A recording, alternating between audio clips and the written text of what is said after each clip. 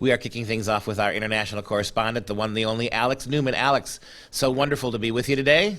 Wonderful to be on. Thank you so much, Duke. And you are writing some of the most significant pieces when it comes to how public schools are grooming our children and convincing young children not only that they are transgender, but that their own families wish to do them harm. Talk about this particular story. Well, it's almost too crazy to believe, and yet I've seen the documents. I've talked to everybody involved, and I know it's true. The story in a nutshell: this little 12-year-old girl was in a public school, and she was asked to stay after school for an art club. And, art club, why not? Certainly. So she texted her mom, "Mom, can I stay for an art club?" "Oh, yeah, sure, sweetie." Anyways, long story short, turns out it wasn't just a regular art club. It was a GSA art club, which used to be a gay, straight alliance. Now I think they're like Genders and Sexualities Alliance or something. And so this lady, and actually I reached out to her for comment, and she didn't have any comments. She just barfed up a bunch of links from the federal government about how you need to affirm transgender children.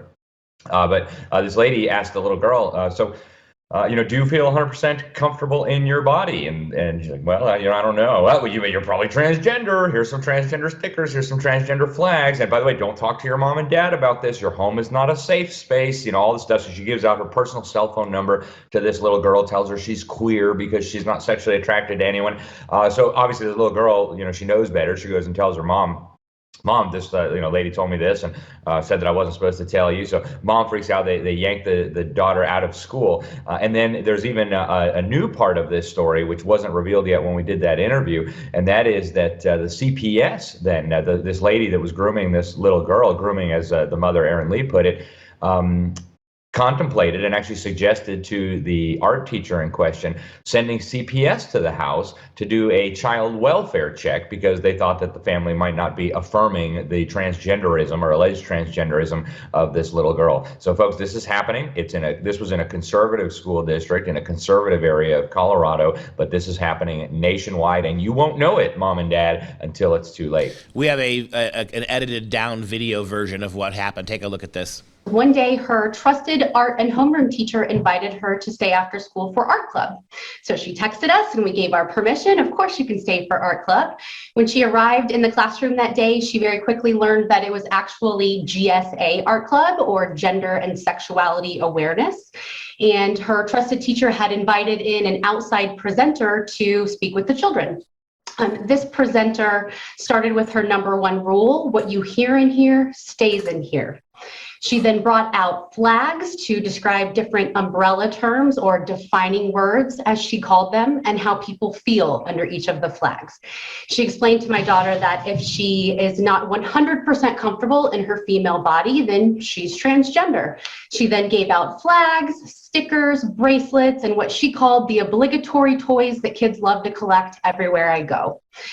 She then told the kids that parents aren't safe, and that it's okay to lie to them about where they are in order to attend this meeting and also future programming that she holds throughout the community. So this predacious stranger, it turned out, had absolutely no qualifications to be speaking with children about sexuality. She's not a licensed therapist or counselor. She's not a full-time teacher in the district. Her only qualification is that she was a lesbian that didn't have this kind of program when she was a kid.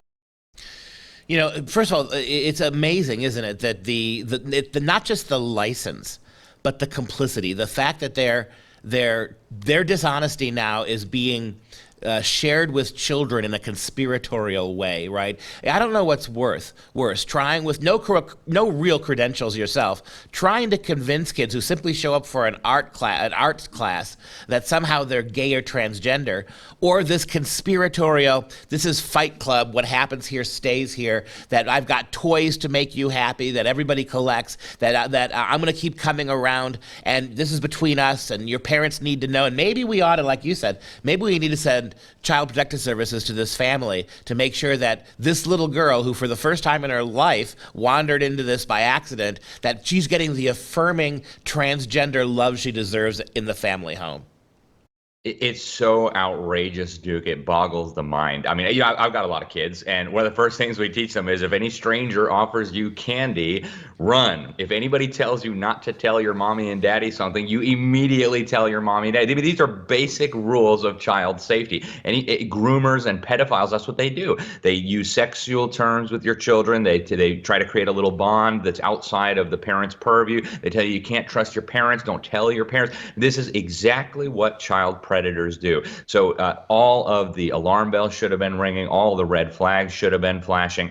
But, it goes along with the story we just did a couple weeks ago here for Freedom Project, Duke, with Joe Biden saying they're all our children. And when those children are in the classroom, they're your children. They're not the parents. I mean, this is the attitude that they have. They're not your children, mom and dad. They belong to the government. And the government will do whatever they want. And they will even tell your child not to tell you. It's sick, it's criminal, and it needs to stop. Yeah, and we've reached the point where the public schools have convinced themselves that they are the loving mothers and fathers who gave birth and sustained and paid for those children for the last dozen years, and that the family home is some kind of criminal activity zone. It is amazing, the hubris here. Alex, you're doing great work, man. You're bringing to light the most nasty, dark things. Keep doing it.